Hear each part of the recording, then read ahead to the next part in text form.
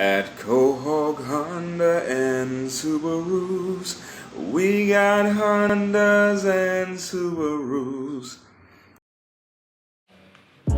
Hey young world, I am Reese, the beautiful black beast of the Southeast. I'm joined here with my brother Marvin. Yeah, you're here with the good, bad, great men of movie reviews.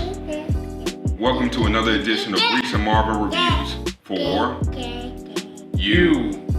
That's right. A little late there, Chief. Yeah, so we've recently streamed Six Underground, the latest film by Michael Bay starring Ryan Reynolds. And yes, I say stream because this is actually the first Netflix movie we did. Netflix is doing their thing now. They're being more ambitious with their projects. They ponied up enough cash to get a big director like Michael Bay. And as far as what he does, there is none bigger. I'm talking about explosions. Boom, boom, boom. When you go to see a Michael Bay film, you pretty much know what you're going to get. You're going to get extravagance on these huge scenes, these huge sets, a lot of pyrotechnics, a lot of models, just great looking people, and just, film extravagance. That's what the guy is known for. He's known for large, big budget movies. Everything is very large scale. Lots of practical effects, even more special effects. And Ryan Reynolds, he made that known in the advertisements in the movie. He said that this is the most Michael Bay movie ever. And he did not lie. There was the first 20 minutes of the film is this immaculate chase scene where there's flipping cars just flipping for no reason, gunfire, explosions, two models in the backseat, Ryan Reynolds and James Franco, which is James Franco's son, I guess James Franco Jr., and he's the driver, and in the front seat, and it's crazy. Well, first of all, like you said, you can't take this movie seriously when it's Michael Bay, and two, when I seen Ryan Reynolds on the casting there, and actually when the movie starts and I see Ryan Reynolds, he giving a voiceover, even then I'm knowing you can't take this seriously. But if you've seen the trailer, you know anyway, it seems to be action based. It's just an orgy of violence and high speed, just craziness. Yeah. I'm like, after a while, it was cool at first, but as it's going on, I literally was like, all right, how long is this gonna last? And I'm starting to get a migraine because all the cuts and then the close-ups and the camera shaking, and you've seen like 100 explosions, cars crashing, and then they racing. They're supposed to be a covert team, and they racing around town, Italy, in a lime green vehicle, which is noticeable by freaking everybody. So I didn't understand that, but that's Michael Bay for you. So yeah, basically they're a team of 6 people. They don't use real names.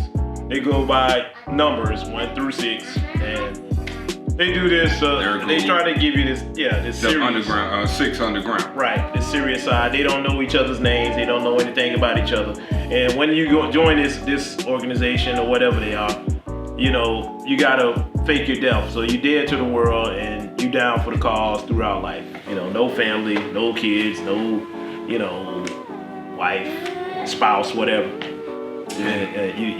And that's basically what they do. Ryan Reynolds, his character, he just seeks all these specialized people out and say, hey, join my team, pretend like you did, forget about ever having a real relationship with anybody, or relationships period are frowned upon. You can't have any kind of lover, you can't have any contact with your family or any of your past life. Nothing is important except the missions we're on. Yes, because these things will compromise the team and compromise the missions. So I was thinking well, Jesus Christ, how are they they're not with any government. They're, like Marvin said, they're like these independent people, That was my number one thing. Who the hell are funding these guys? Who's funding them? You know. Oh, but then I guess to go ahead and remedy that, Ryan Reynolds' character just happened to be a billionaire. There you go.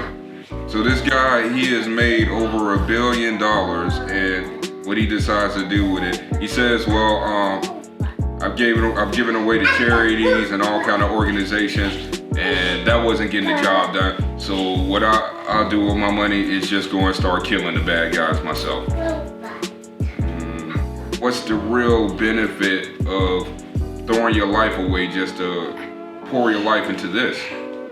I guess Ryan Reynolds just paid for you to travel around the world and kill people, but like, then what?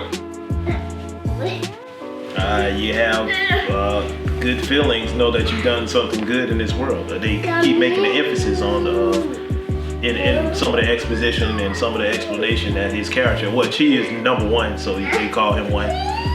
He's constantly talks about it's an evil world, and the evil rarely go unpunished, and there's some really, really bad people out there, and they need to be taken care of. So, it seems like a bunch of they ragtag group anyway. They really don't have much going on in life anyway, or dealing with something, so they rather be dead anyway. So Yeah, these are somewhat damaged people to begin with. Right. Yeah. So by the end of the movie, try to make it seem like they real cohesive, and they got each other, like they more than just a team now, they friends.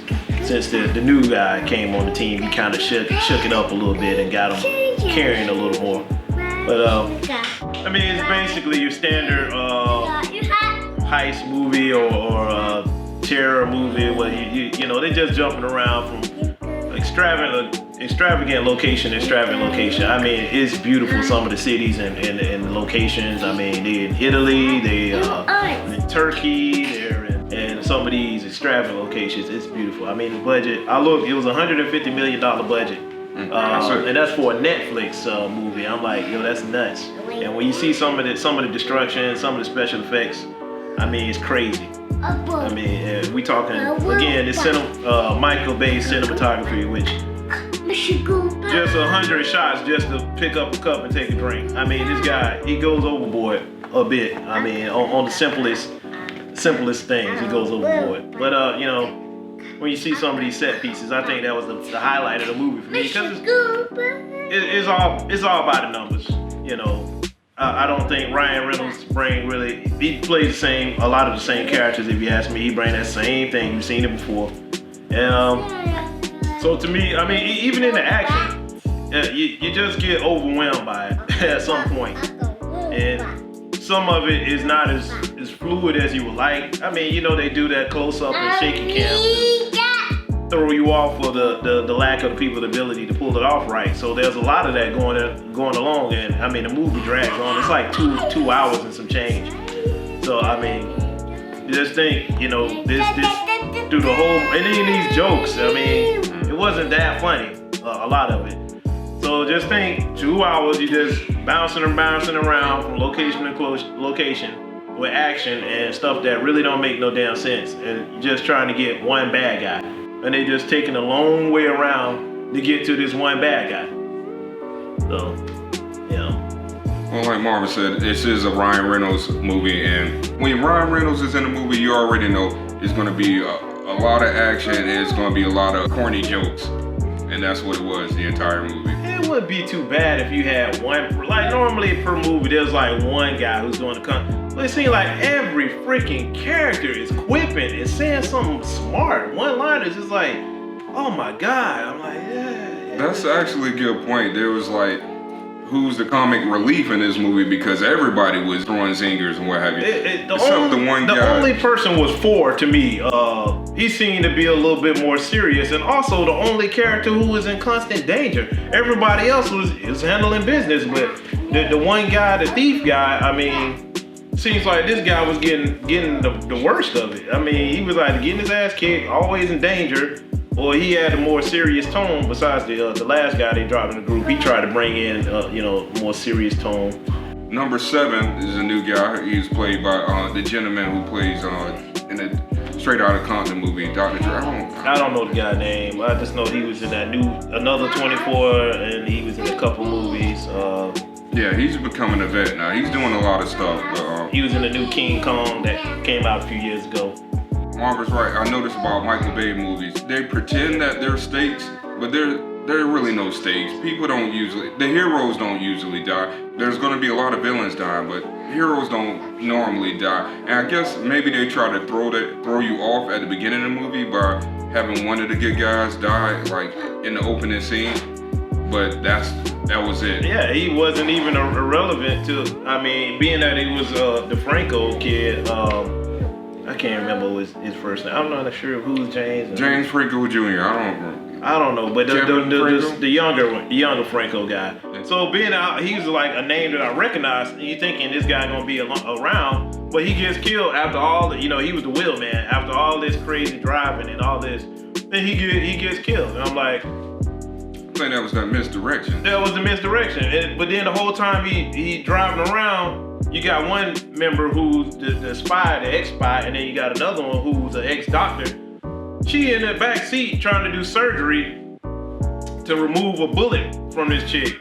And that's when I knew the stakes weren't high because, first of all, how the hell you can do surgery when you're doing a high speed chase and they just drifting and hitting shit and going all over the place. And then I'm like, okay, the bullet, you just removing a bullet. You ain't even doing a serious surgery. She just got the tongs in trying to remove a bullet. They just laughing about this the whole time. And I'm like, that's when I'm like, yo, this movie, you can't take it seriously at all. Just turn your brain off and just watch. And hopefully you won't go into an epileptic seizure from all the flashes and the lights and the shaky cams. Hopefully you'll make it through. It's non-stop. It's like there's always some kind of, you get motion sickness watching this movie. Absolutely. Like I think I got dizzy a little bit during like the climax. During the third act, like so much stuff was happening at one time. I'm like, oh my god, I'm feeling a little. It's true. I mean, we watched it and I'm like, yo, man, I gotta take a pause because I'm seriously about to get dizzy. I'm like, this is nuts. With that being said, I did enjoy the movie, man. Like, despite all the negative.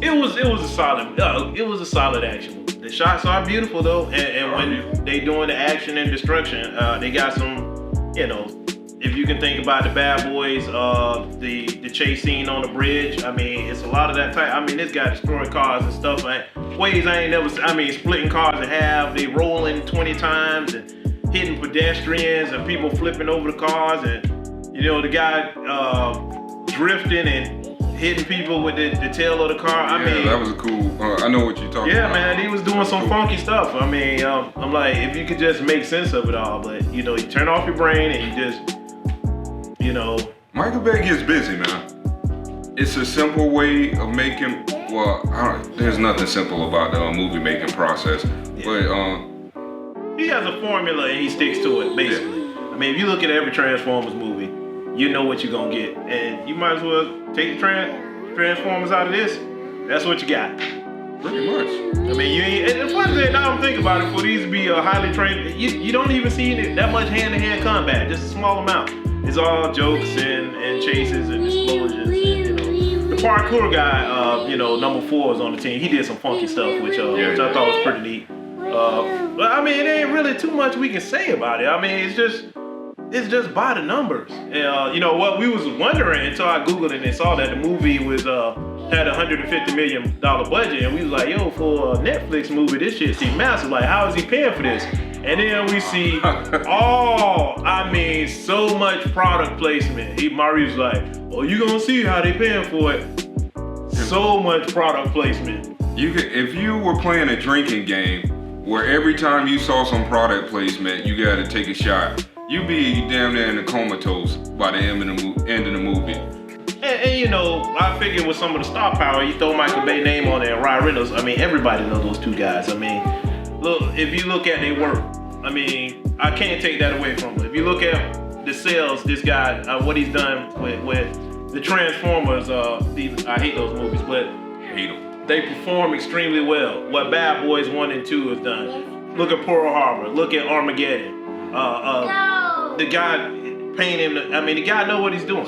He can make a movie that people like to see. His resume, his resume alone justifies you giving this man the money, the budget to make a film, because you often get a return on your investment. Are they critically acclaimed movies? No, but are they? Most of the time, are they fun movies? Yeah. All right, so we're gonna go ahead and rate Six Underground, a Michael Bay film starring Ryan Reynolds and a host of all kind of other models and good-looking people. I don't know, it's a fun movie. I give it a 3 out of 5 Maurice heads. I did enjoy it. I had fun with it, but I also got nauseous with it. It was an adrenaline rush, which I guess that's what they wanted to do. So yeah. Man, we back on the same page again, because I was wondering and I was thinking 3 myself. We already know you're gonna see it because half of y'all got Netflix, or you're borrowing somebody's Netflix, or now they let you get like 5 people on there, so it's probably legit now. So anywho, you probably gonna see it anyway. I know a few people saw it already, and one person, what's up, Los? You the one said you don't think it's worth reviewing, but we said what the hell. I mean, we ain't been seeing a lot of movies lately anyway. But yeah, I'm gonna give it a 3. You like Ryan Reynolds and you like action and explosions, and then this is your joint. You got 2 hours, nothing to do. There you go. Yeah. Thank you for joining us at another edition of Reese and Marvin Reviews for you. Everybody out there in the world, be good to each other and don't let your distractions hinder your actions. We out of here.